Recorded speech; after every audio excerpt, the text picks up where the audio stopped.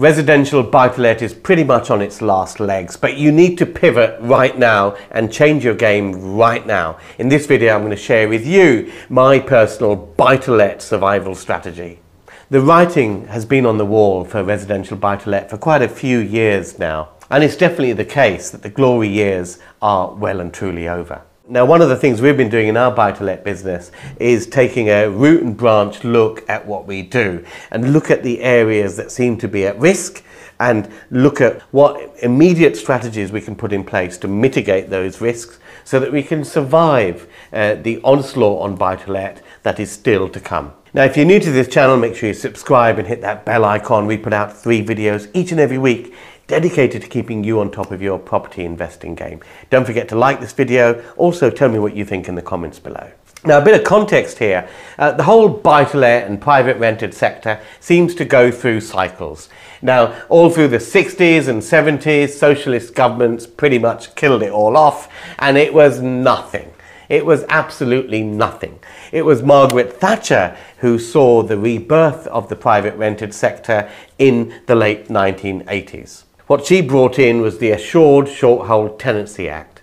Now, before that, people could be in properties for life and not pay and all of this sort of nonsense, which basically meant that no one in their right mind would invest in private rental property. But Margaret Thatcher brought in the Assured Short-Hold Tenancy Agreement. She brought in the Section 21, which meant that the landlord had the right to get the property back. She brought in the Section 13 notice, which meant the landlord had the right to keep rents in line with inflation each and every year. And all of this meant that the buy-to-let sector became attractive to banks because they had certainty over the underlying security for the first time. And that's when they started lending, and the buy-to-let mortgage market was formed and the private sector grew. And the growth of the private sector meant that people had more options in terms of where they choose to live. Because before the late 1980s, there was social housing and there was buy your own place. There was absolutely nothing in between. And when a population doesn't have a bit more flexibility in where they can live, it really does put the brakes on the overall economy and has adverse effects. So the rebirth of the private rented sector meant that people in the UK had more mobility, they could follow the work more easily, and the economy grew, and it was one of the factors that saw the growth in the 80s and 90s. When I started investing in buy-to-let property in the early 1990s, quite frankly, it was like shooting fish in a barrel. Anything that you buy, you could literally just rent out the next weekend and you would make positive cash flow. So vanilla buy-to-let just worked. But the clever money was really in adding value. If you can buy properties below market value from motivated sellers, added a ton of value to them, rented them out, refinance them at the higher market value because of the works that you've done to add value to them, pulled out your money, you'd pretty much have your capital back and you're good to go to reinvest that in another property, and you can repeat the cycle and build a portfolio of income generating properties. It was pretty much as simple as that in the 1990s. But in the late noughties, around about 2009, 2010, I'd say things started to change. Now, I did a video on this subject 5 years ago, which was actually the first video I ever put out on YouTube. It's now got more than 122,000 views, some 1,600 likes and all of that. The golden era has well and truly passed. It's finito, guys. But I laid out in that video 3 reasons why buy-to-let is dead. And today, if you watch that video, you'll see that every one of those reasons has actually come true in spades right now. Now go back and watch that video, the link is in the description. The editing is a bit ropey because back then, as I said, this was my first ever video. I filmed it and I edited it all myself. It was the first time I ever done any video editing, and it's the last.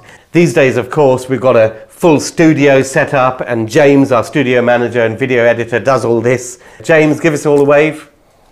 And if you want more content like this, of course, subscribe, hit the bell icon so you receive updates when you upload new videos. In a nutshell, here's what's happened. In the 1980s, Britain was a home-owning democracy, as Margaret Thatcher called it. The majority of the population were homeowners. So homeowners were voters, and government policy was directed at homeowners. In the last 30 years, the private rented sector has mushroomed, buy-to-let has boomed, and that's meant that more voters are now renters than ever before. And as a result of that, government policy has shifted far more towards renters. And when you couple that with left-leaning governments, you basically have an onslaught of red tape, regulation and taxation, which affects the whole viability of doing buy-to-let in many areas. So here is my survival strategy. Now, I'm very, very worried about the Renters Reform Bill that's going to be coming out soon and what's in store for the private rented sector going forwards. We're going to have things like abolishing of Section 21. So if a landlord, say, wants to sell up, it may be more difficult to do so. We're looking at courts possibly taking longer to deal with cases where there's rent arrears and not necessarily giving possession back to the landlord in those sort of cases. So as you know, a lot of smaller landlords or accidental landlords as well have left the sector and sold up. There is all over the country a shortage of rental accommodation. So what will landlords do about this? And I already see this happening naturally. A lot of landlords are exiting the market. There's fewer rental supply out there. There's much less rental stock out there, and tenants are chasing what rental stock there is. And that has allowed landlords to get choosy. And what I'm seeing in the marketplace is landlords are getting very, very choosy indeed. And they're aiming for the upper end of tenants. The tenants that care about their credit rating. They care about their credit rating because they are looking at getting a mortgage to buy their own place. Those sort of tenants are far more likely not to give you problems and abuse the rental reform bill. The government obviously provide social housing and all the rest of it, but for people who are in temporary types of jobs, or perhaps are the types of folks who never aspire or never will be able to buy their own home, I think landlords are going to be very, very choosy and picky about housing those tenants. So where are they going to go? They don't quite qualify for social housing, and they won't qualify for the reduced supply of buy-to-let housing that will be out there, because those landlords will be going for the premium tenants. The other thing that landlords are focusing on is their referencing. It's all in the referencing and taking proper and thorough reference checks. I'd always recommend that you use a third-party referencing agency. Pick one that has an open banking connection. So what that means is the tenant will supply their bank account information to the referencing agency. They will use open banking to check, to verify a few things.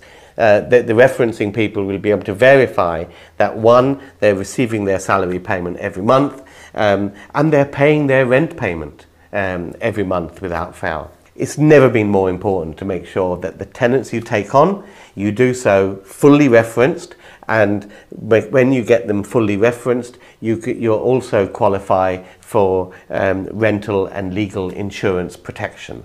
I would recommend that we just add this as the cost of doing business and take out those policies for the tenants that you put into your properties. Also, I think landlords are going to look at the type of properties that they have in their buy-to-let portfolio. It is very worrying what the Renters Reform Bill has in store in terms of getting your property back. So for that reason, I think landlords will find that single-family housing is going to be slightly less attractive to them as an investment class. Why? Because if you have a single family house, it basically means that someone could stay there forever. I think the type of property that will be better investments are properties where people are unlikely to want to or be able to stay there forever. For example, a studio flat, a one-bedroom flat, or an HMO room. People are often in those sort of accommodations for a particular stage in their life, when they find themselves a partner or have their children on the way and all the rest of it. You know, you can't really do that in an HMO room or a one-bedroom flat. Now, the best way I've found of building a portfolio of those sort of units is to basically build them yourself. And the key strategy I've employed is taking old commercial buildings and converting them into residential use. So we may take an old office building and, under permitted development rights, convert them into a number of one-bedroom flats. With permitted development, you can choose the dwelling mix that you want to create. So if you want to build a block of all studios or one beds, you can. If I was to build a block brand new under planning permission, the council would say, well, you need a 3-bed unit here, a 2-bed unit here, or whatever. They would have the right to say or have an influence on the dwelling mix that you can build. But if I'm taking an office building and I want to convert it into 5 one-bedroom flats, I'm free to do so. So we tend to take commercial buildings that are defunct, using permitted development rights, convert them into smaller units for rental. And it's not just office blocks, of course. You can take mixed-use properties such as shops with upper parts and convert the upper parts into one-bedroom flats, again rent them out. Now, the great thing about those sort of buildings is that you find your yields on those buildings are pretty good. Much, much better than, say, buying flats in other people's blocks. When you end up doing that, you end up paying service charges to whoever the freeholder is. But if you own a building, which is, say, a former office building and it's now 5 flats, then you don't have service charges to pay because you're looking after the whole shooting match, which means that your net yields are far greater on those asset classes. So not only does converting commercial buildings to residential use for long-term rental give you better yields, but by creating those smaller units that people will only be staying for during certain stages of their lives, should mean that you won't have problems with long unregulated tenancies forever and ever. And by doing them up nicely, doing them up well in the first place, you can be picky and go for the upper end tenants who will care about their credit referencing because they aspire to buying their own home. And don't forget to properly reference these guys and get legal and rent protection insurance as well. Treat that as a cost of doing business. That's it for my buy-to-let survival tips. Tell me how you are changing your game in residential buy-to-let in advance of the new renters reform legislation. Let me know in the comments below. If you like this video, of course, smash that like button, subscribe for more. See you guys next time. The Baker Street Property Meet is the UK's largest and #1 property investors networking event. The property market is going through monumental change right now, and at Baker Street Property Meet we aim to keep you up to date with the latest tips and tricks and insider tactics to help you keep on top of your property investing game and succeed in these troubled economic times. The Baker Street Property Meet is fundamentally about networking, because it's not what you know, it's who you know. And at Baker Street we aim to connect you with the people to make your property journey a monumental success. There's no better place to be to further your property investment journey than the Baker Street Property Meet. So make sure you're here, you're connecting with myself and Andrew Roberts, our expert guest speakers, and 300 passionate property people each and every month. See you at the next meet. Get your spot at bakerstreetpropertymeet.com.